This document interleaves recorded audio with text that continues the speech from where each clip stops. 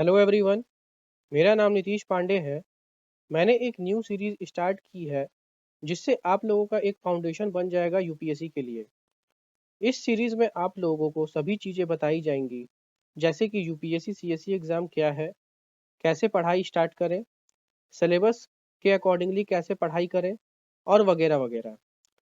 आज फाउंडेशन की 4th video है, तो जिन्होंने पहली 3 वीडियो नहीं देखी वो पहले उन वीडियो को जाकर देख लें।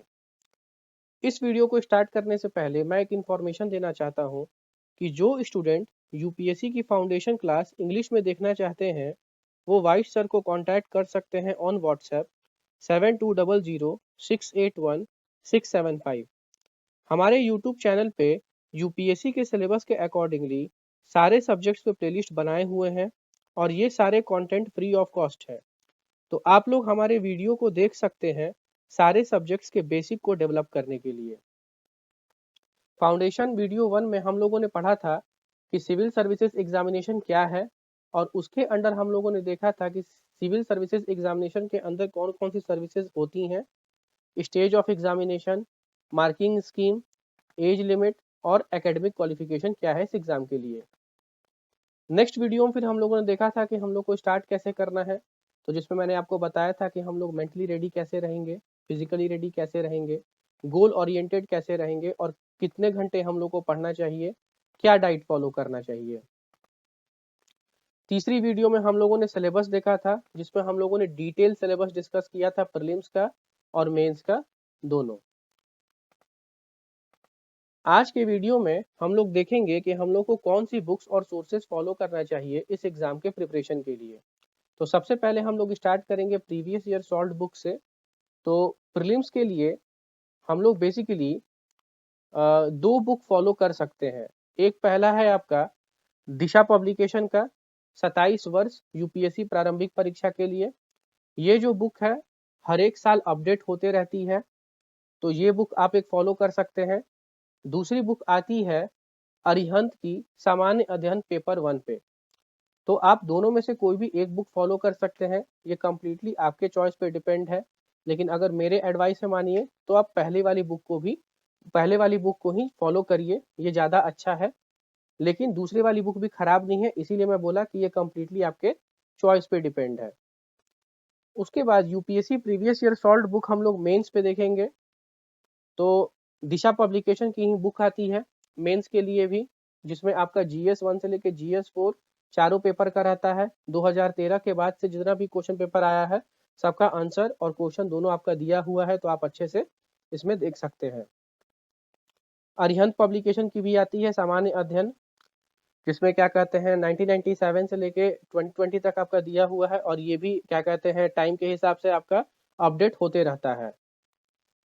दोनों बुक में डिफरेंस ये है कि दिशा पब्लिकेशन में आपका 2013 से दिया हुआ है।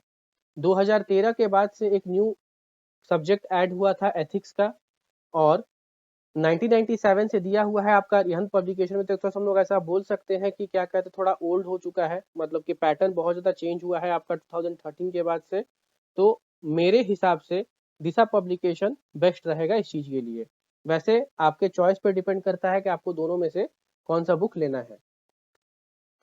अब हम लोग सब्जेक्ट के अकॉर्डिंगली देखेंगे कि हर एक सब्जेक्ट में हम लोग को कौन सा बुक प्रीफर करना है। तो सबसे पहले हम लोग हिस्ट्री से स्टार्ट करेंगे। तो हिस्ट्री में सबसे पहला आपका है एंशियंट हिस्ट्री। एंशियंट हिस्ट्री में सबसे पहला हम लोग को किताब जो पढ़ना है वो क्लास 6 की एनसीईआरटी है, हमारे अतीत 1।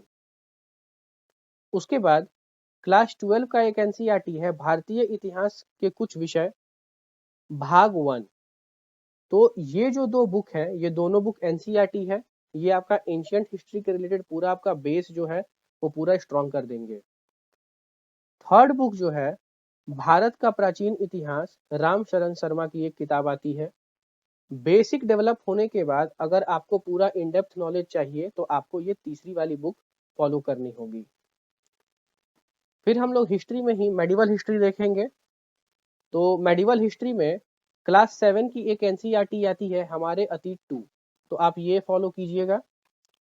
उसके बाद क्लास 12 की एक बुक आती है भारतीय इतिहास के कुछ विषय, भाग 2। तो ये जो दोनों बुक है ये आपका कंप्लीट बेसिक डेवलप करेंगे और इन डेप्थ नॉलेज के लिए एक सतीश चंद्रा जी की बुक आती है मध्यकालीन भारत की। तो ये तीनों बुक को आपको फॉलो करना है। जो दो एनसीईआरटी है क्लास 7 और क्लास 12 के, ये आपका पूरा बेसिक बिल्डिंग ब्लॉक बनाएगी और इन डेप्थ नॉलेज के लिए आप सतीश चंद्र फॉलो करेंगे। नेक्स्ट हम लोग देखेंगे मॉडर्न हिस्ट्री के लिए। तो मॉडर्न हिस्ट्री में हम लोग देखेंगे हमारे अतीत पार्ट 3 जो कि क्लास 8 की एनसीईआरटी है। उसके बाद क्लास 12 की एनसीईआरटी भारतीय इतिहास के कुछ विषय भाग 3।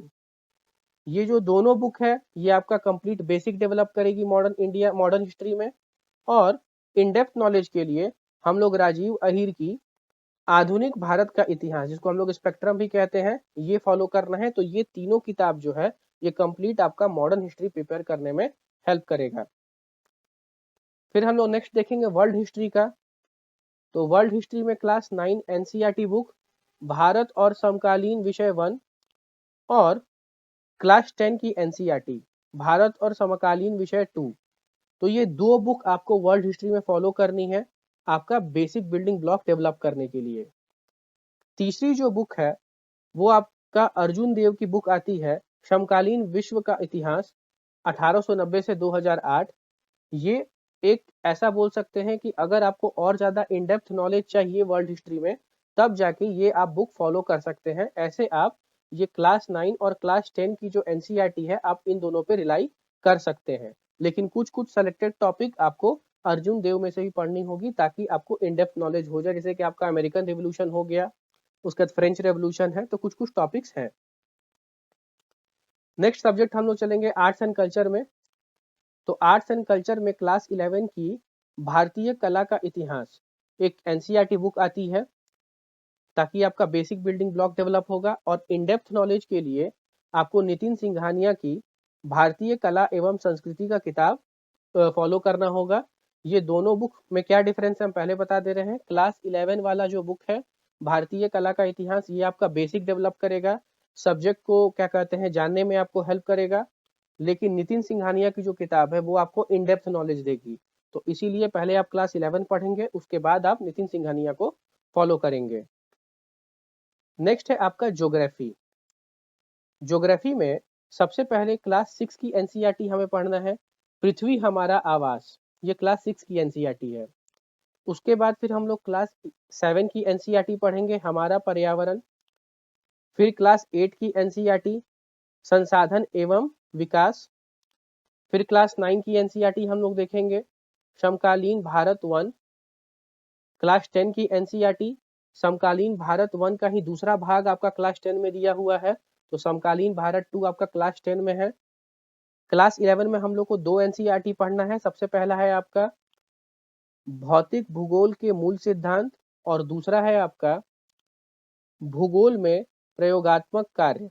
तो ये दो बुक आपको क्लास 11 एनसीईआरटी आपको पढ़नी है। क्लास 12 में आपको तीन एनसीईआरटी पढ़नी है। पहला है आपका मानव भूगोल के मूल सिद्धांत, दूसरा है आपका भूगोल में प्रयोगात्मक कार्य भाग 2 और तीसरा है आपका भारत लोक और अर्थव्यवस्था। तो ये आपको नहीं भी तो कम से कम आपको 10 एनसीईआरटी पढ़नी है, मतलब कि क्लास 6 से लेके क्लास 12 तक आपको एनसीईआरटी फॉलो करनी है। ज्योग्राफी के लिए कंप्लीटली इनफ है, अगर ऐसा हम बोले तो आपका पूरा बेसिक भी डेवलप हो जाएगा। आप एक बेसिक फॉर्मेट भी डेवलप कर लेंगे कि आपको आंसर कैसा लिखना है। नेक्स्ट है सोसाइटी।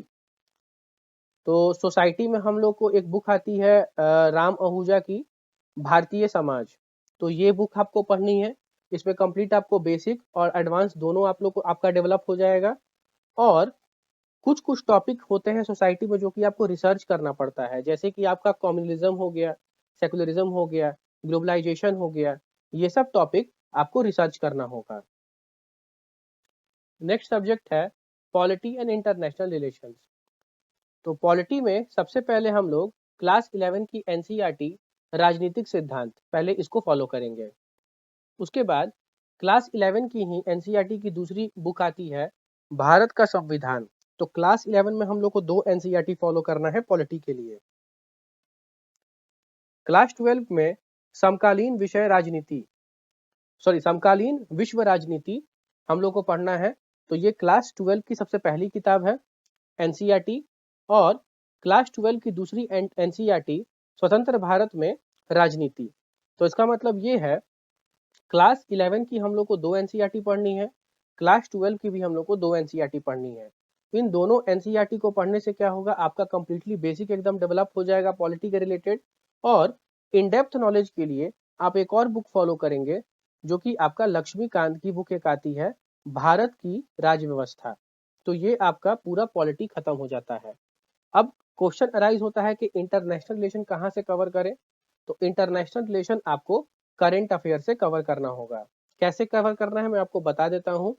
सपोज कीजिए कि टॉपिक है इंडिया और रशिया के रिलेटेड आपका करंट अफेयर में आया हुआ है।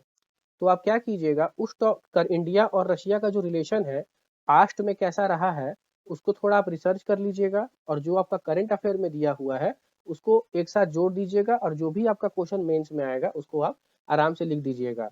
इंटरनेशनल रिलेशन का क्वेश्चन बेसिकली आपका करंट अफेयर रिलेटेड ही आता है मेंस में, तो इसीलिए इंटरनेशनल रिलेशन के लिए आप करंट अफेयर को ही फॉलो कीजिए। अब दूसरा क्वेश्चन ये अराइज होता है कि हिंदी मीडियम स्टूडेंट्स के लिए द हिंदू पढ़ना है या कोई और न्यूज़पेपर पढ़ना है। तो हिंदू मीडियम के लिए आपका एक और न्यूज़पेपर आता है दैनिक जागरण, लेकिन दैनिक जागरण आपका इन डेप्थ नॉलेज नहीं देगा। इसीलिए मैं एडवाइस करूंगा कि जो हिंदी मीडियम वाले हैं वो द हिंदू को ही फॉलो करें। द हिंदू इंग्लिश मीडियम में आती है, वो हिंदी मीडियम में नहीं आती है। तो हिंदी मीडियम वाले इसको कैसे फॉलो करेंगे मैं आपको बिल्कुल लास्ट में बताऊंगा, इस वीडियो के लास्ट में। तो इसीलिए आप उसके लिए चिंता ना करें।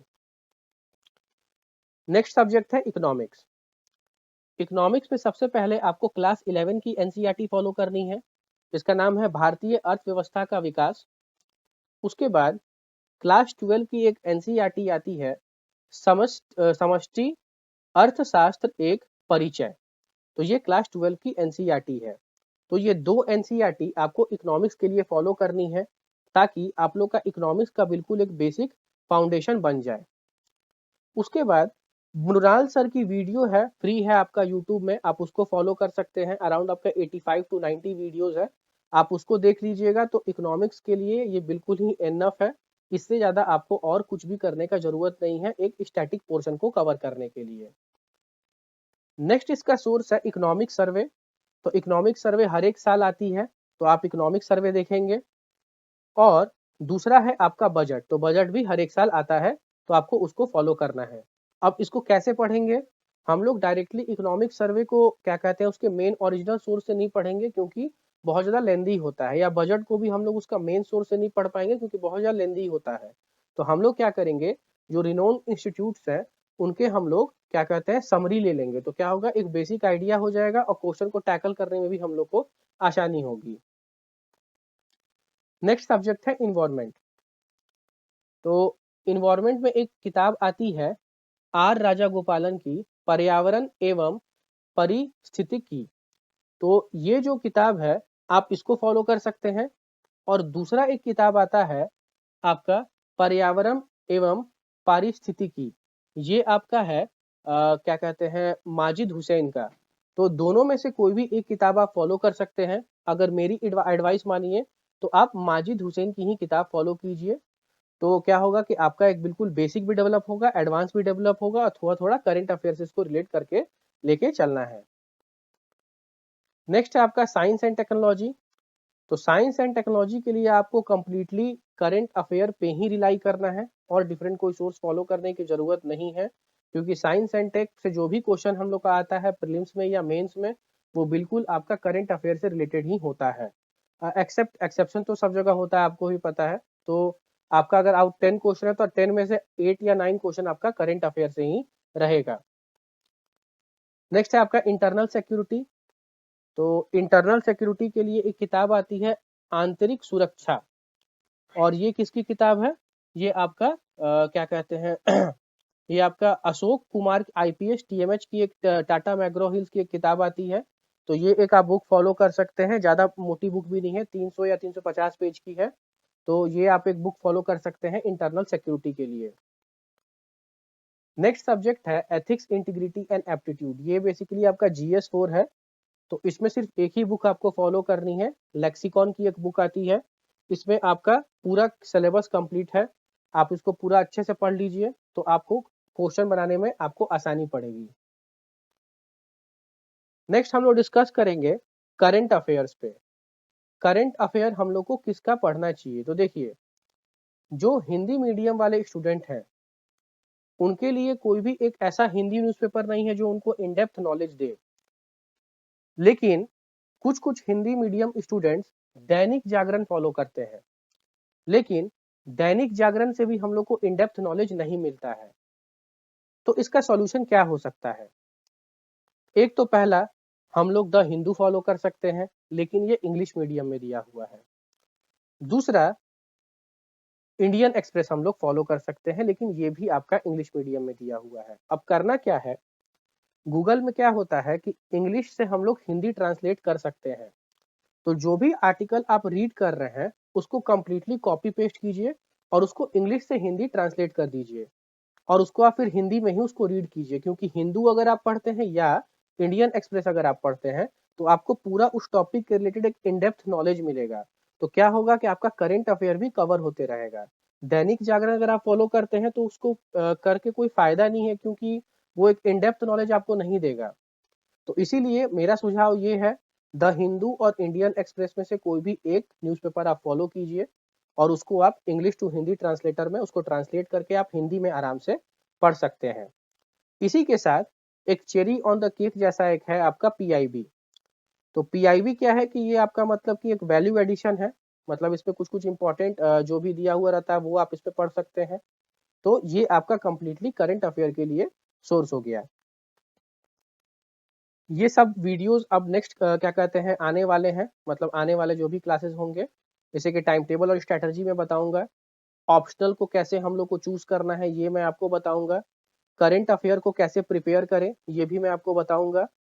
उसके बाद कैसे हम लोग एक अच्छा मेंस राइटिंग करें ये मैं आपको बताऊंगा।